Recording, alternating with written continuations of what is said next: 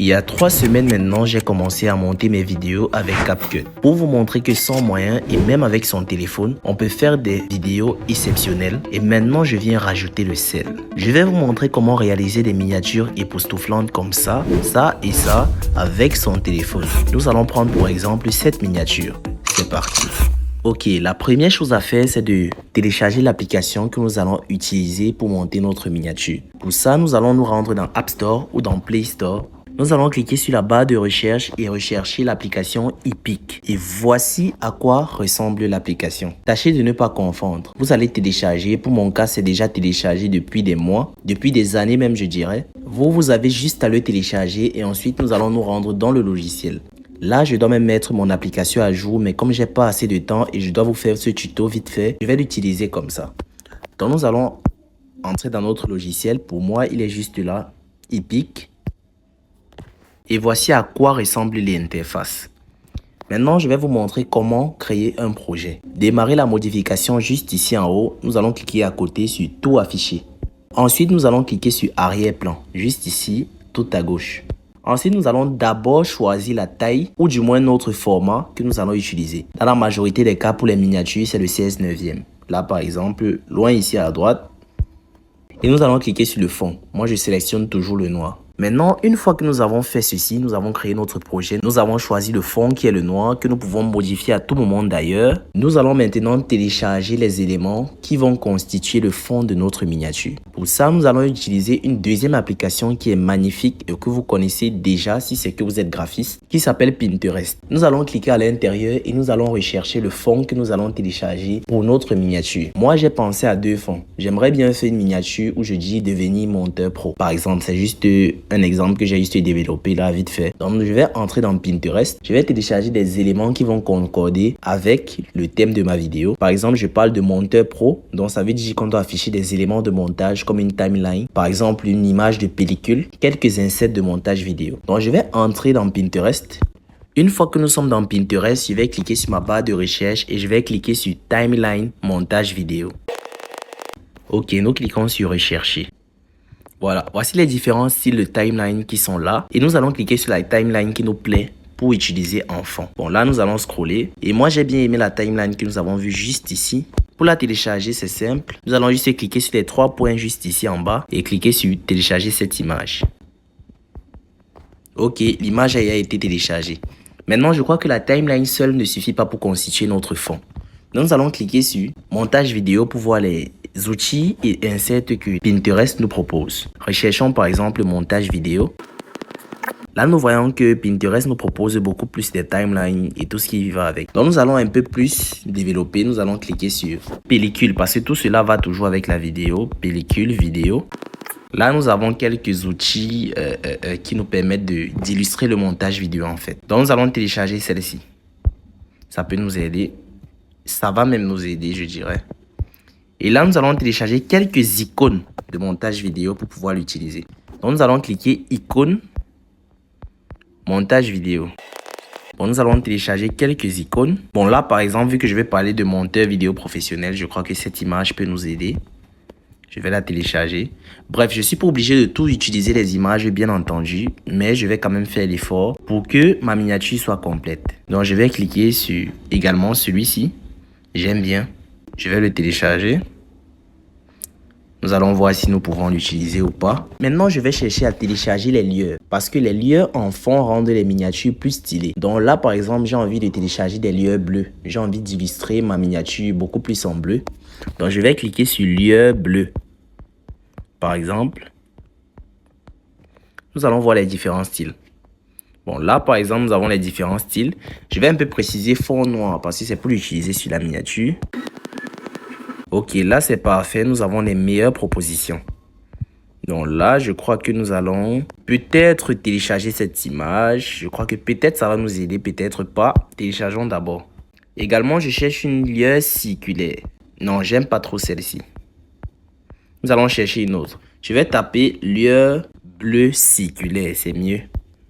Ça va personnaliser un peu plus notre recherche. Voilà. Là, par exemple, je vais chercher. Je crois que je vais trouver un. Mince. Oh, il n'y a rien qui m'intéresse là. J'ai envie d'une lueur pleine.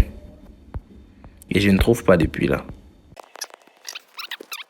Bon, vu que nous n'arrivons pas à trouver une lueur bleue normale, nous allons juste télécharger un fond bleu que après nous-mêmes nous allons transformer en lueur. Je vais vous montrer comment faire.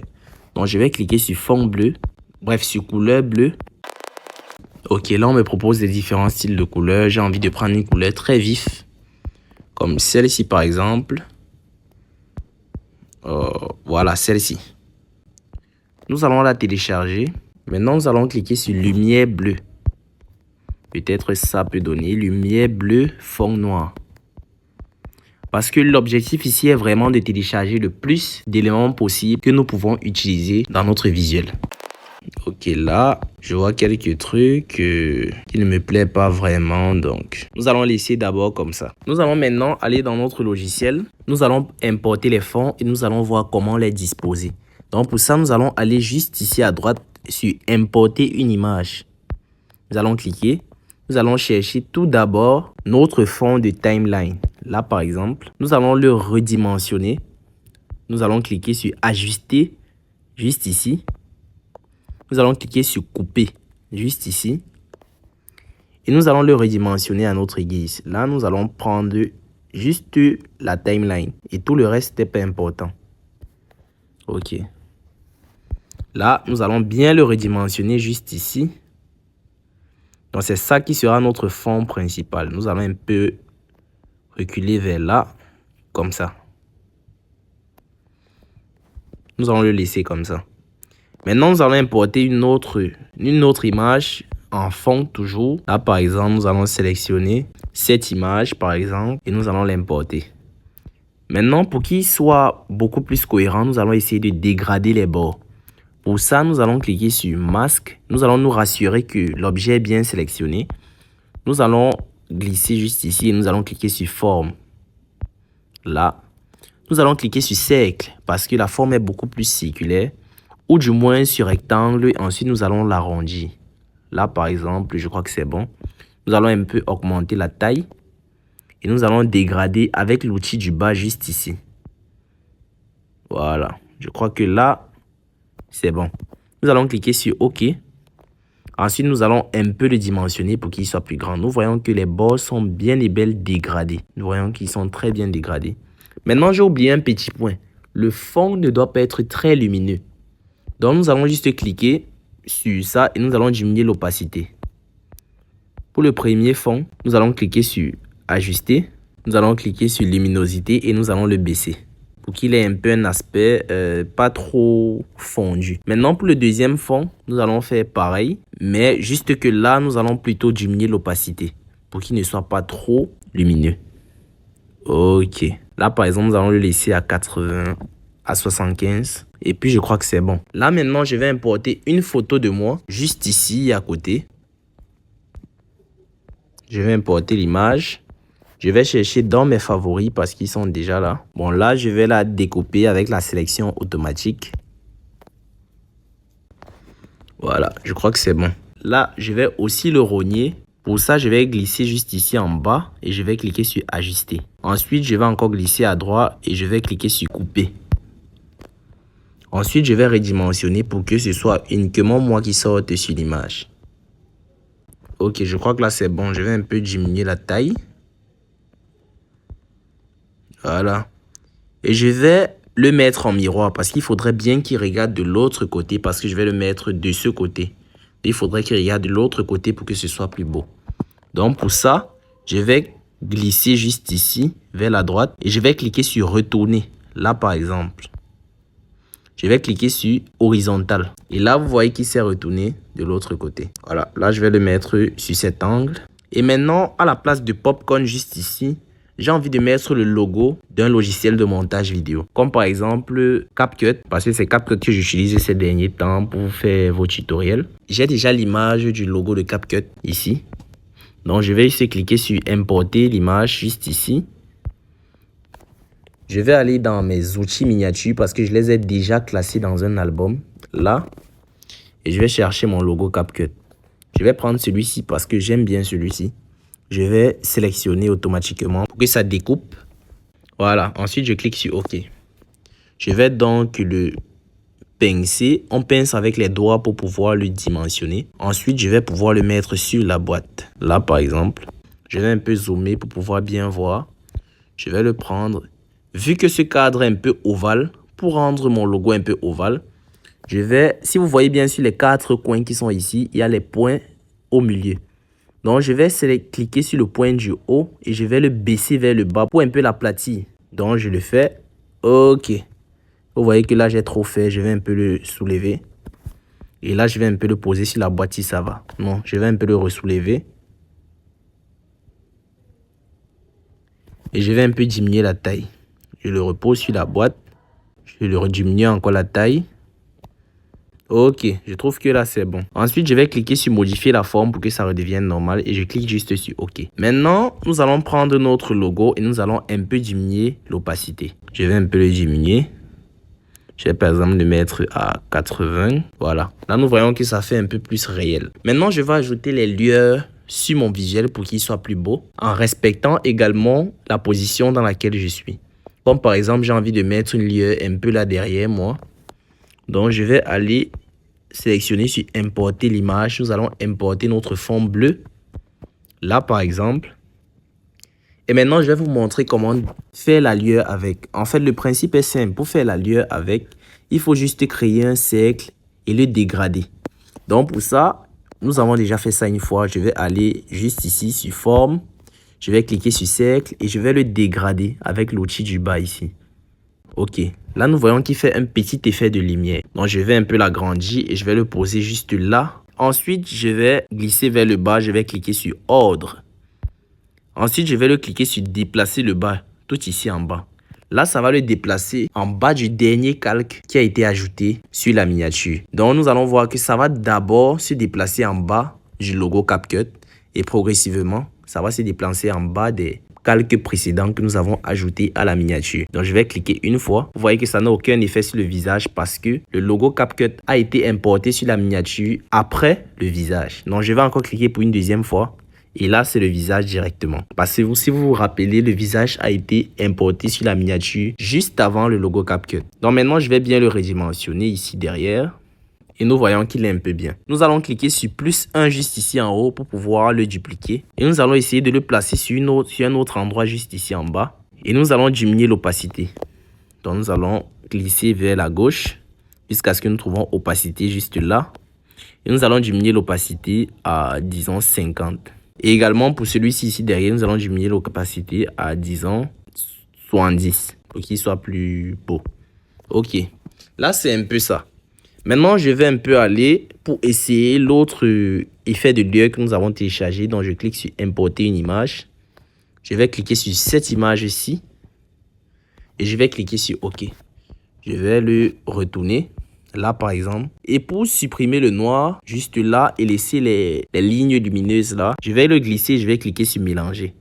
Là, par exemple. Et je vais aussi glisser là sur les options juste ici en haut. Et je vais cliquer sur écran. Nous voyons que ça affiche uniquement les côtés lumineux. Je vais juste créer un masque qui va masquer la partie qui est en train d'obscurer mon visage. Donc, je vais encore cliquer sur forme, juste ici. Et je vais cliquer sur rectangle. Maintenant, je vais le redimensionner avec ces outils là et là. Et je vais le glisser vers ici. Maintenant, je vais un peu le dégrader avec cet outil avant de le glisser. Donc, je vais maintenant le glisser vers la droite. Et vous voyez que ça fait l'effet de dégradé sans problème. Je vais le laisser comme ça. OK. Donc, je vais diminuer l'opacité. Je vais le laisser par exemple à 20. Pour qu'il ne soit pas trop présent, sinon ça va faire trop saturé. Ensuite, je vais cliquer sur mon personnage, vu qu'il y a certains qui apparaissent sur son visage. Je vais glisser, je vais sélectionner ordre et je vais le mettre en haut. Déplacer en haut, déplacer en haut, déplacer en haut. Là, nous voyons qu'il est tout en haut, donc ces lueurs n'apparaissent plus sur son visage. Une fois que j'ai fait ça, nous voyons qu'il est un peu complet, mais juste que je trouve qu'il a encore trop de présence, donc je vais un peu plus le mettre vers le bas. Donc, je vais sélectionner sur cette image, je vais cliquer sur ordre, juste là. Je vais le déplacer vers le bas, je vais déplacer vers le bas, le cliquer une fois, 2 fois, 3 fois, 4 fois. Nous voyons qu'il n'a plus trop de présence. Mais il est un peu beaucoup plus absent. Je vais encore le déplacer vers le haut. Voilà, je vois que c'est bon. Donc, juste après avoir fait ça, je vais importer mes icônes. Les icônes que nous avons téléchargées plus tôt. Donc, je vais encore aller dans importer une image là. Et je vais tout d'abord cliquer sur cette icône. Cette icône, nous voyons que c'est le blanc sur noir. Donc, nous n'avons pas besoin de trop, nous n'avons pas besoin de détourer. Nous allons juste cliquer sur OK. Et nous allons aller chercher et lui donner un mélange. Là, nous allons cliquer sur mélanger. Et nous allons encore cliquer sur écran. Là, nous voyons que c'est uniquement le blanc qui apparaît. Maintenant, nous allons le placer derrière ma tête, juste là. Non, je crois que ça passe pas trop. Hein. Nous allons le placer un peu ici derrière. Ou bien un peu ici en bas. Je vois que ça passe pas trop. Vous voyez comment? Je vois que ça n'a pas trop de place. Je crois que je vais le laisser. Je vais supprimer ça. Maintenant, nous allons aller pour voir ce que la deuxième icône donne. Donc, nous allons encore glisser, importer une image. Cliquer sur celle-ci. Celle-ci, nous allons la détourer. Cliquer sur sélection automatique. Ok, ça l'a détouré. Nous l'importons. Nous allons l'ajouter un peu là, incliné. Maintenant, nous allons cliquer sur mélange. Toujours pour afficher uniquement les parties lumineuses. Cliquez sur mélanger. Nous allons glisser là pour chercher. Bon, c'est de l'autre côté. Voilà, mélanger. Nous allons cliquer sur écran. Là. Et nous voyons que ça a été bien mélangé. Je vais mettre ça comme ça, incliné. Je crois que c'est là, je vais un peu diminuer l'opacité. Il ne faut pas que ce soit trop présent. Donc, je vais le laisser, disons, à 60. Je crois que c'est bon. Bon, là, je crois que nous sommes bien côté fond et côté personnage. Donc, maintenant, nous avons deux décisions. Soit ajouter le texte directement sur la miniature, soit laisser la miniature comme ça et ajouter le texte uniquement en ce qui concerne le titre sur la vidéo. Maintenant, nous voyons que pour le cas de notre miniature, la miniature est assez saturée. Donc, je crois que si on ajoute le texte, c'est pour saturer davantage la miniature et ça ne sera plus beau. Donc, je crois que là, c'est parfait. Maintenant, nous allons passer à la dernière phase qui est la phase que j'aime le plus, qui est l'étalonnage. Je préfère plutôt exporter la miniature, ensuite le réimporter juste pour l'étalonner. Là, l'effet que je vais appliquer va s'appliquer directement sur tous les cadres. Donc, je vais cliquer juste sur la flèche là en haut pour exporter. Là, ça a déjà exporté. Nous allons cliquer sur retour. Retour encore. Maintenant, nous allons cliquer sur récent. Parce que maintenant, nous voulons juste importer une photo que nous allons modifier. Parce que notre miniature a été exportée sur la forme de photo. Donc, nous allons cliquer sur récente. Là. Et nous allons cliquer sur la miniature.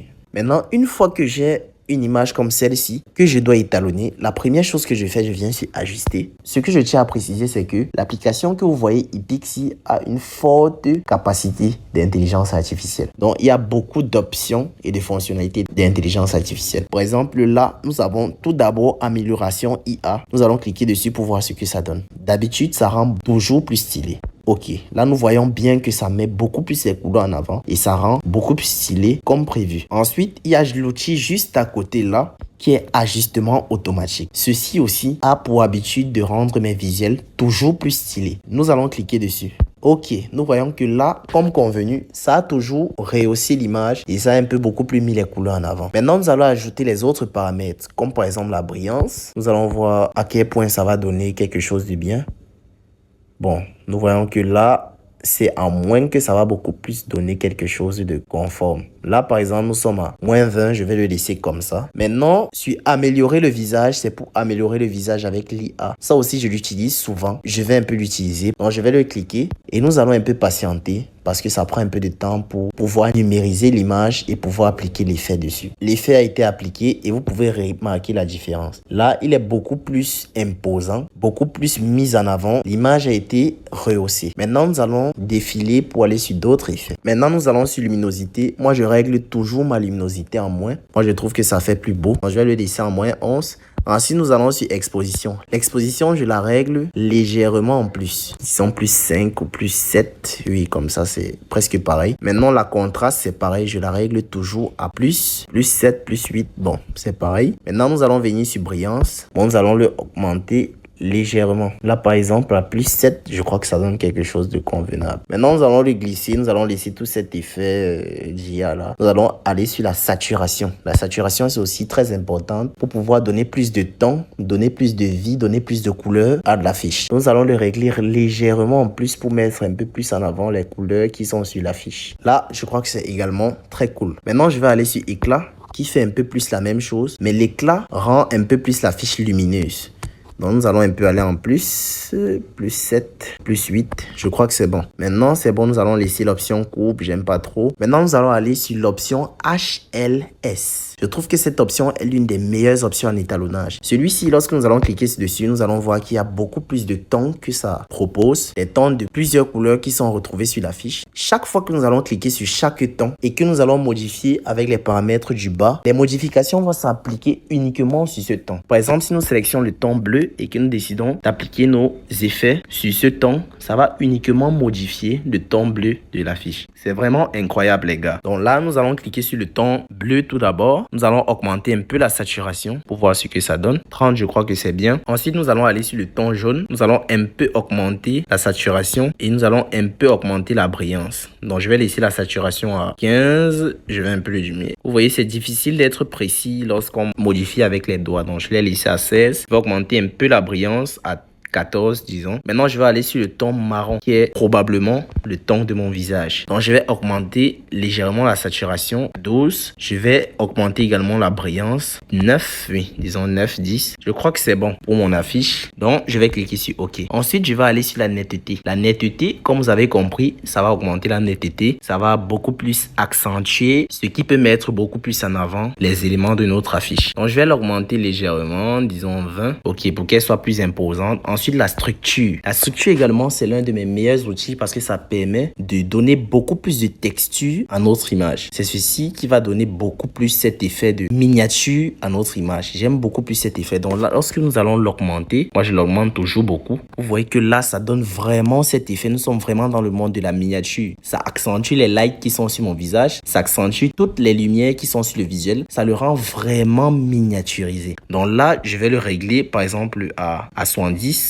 Moi, je trouve que c'est bon. Soit en 10, soit en 11, c'est bien. Maintenant, nous allons aller sur l'effet surbrillance. Et nous allons légèrement l'augmenter également. À 10, je crois que c'est bon. Maintenant, nous allons aller sur l'effet température qui permet de déterminer quel ton nous voulons donner à notre miniature. Comme par exemple, si nous voulons le ton chaud, nous allons aller vers la droite. Et si nous voulons le ton froid, nous allons aller vers la gauche. Nous allons légèrement aller vers le ton froid vers la gauche. Comme ça, je trouve que c'est bon. Nous allons aller sur grain. Celui-ci va rendre notre visuel un peu plus uniforme parce que ça va ajouter des petits grains partout. Par exemple, je vais l'augmenter. Moi, je le mets toujours à 20 ou 25. Là, je vais le mettre à 25. Si c'est que vous remarquez, vous remarquez. Si vous ne remarquez pas, essayez de le faire vous-même et voyez la différence. Donc, je crois que là, notre visuel est complet. Nous allons l'exporter et nous allons voir ce que ça donne. Là, nous allons l'exporter. Ça a été exporté sur l'appareil. Nous pouvons aller dans notre galerie et nous pouvons le trouver. Pour juste comparer un peu, voici le visuel sans retouche. Et voici le visuel avec étalonnage. Vous voyez drastiquement la différence. Avouez-le. Donc, si c'est que vous avez aimé cette vidéo, vous savez ce qu'il vous reste à faire parce qu'il sera bénéfique pour vous et pour moi aussi. À la prochaine pour une prochaine vidéo. Ciao.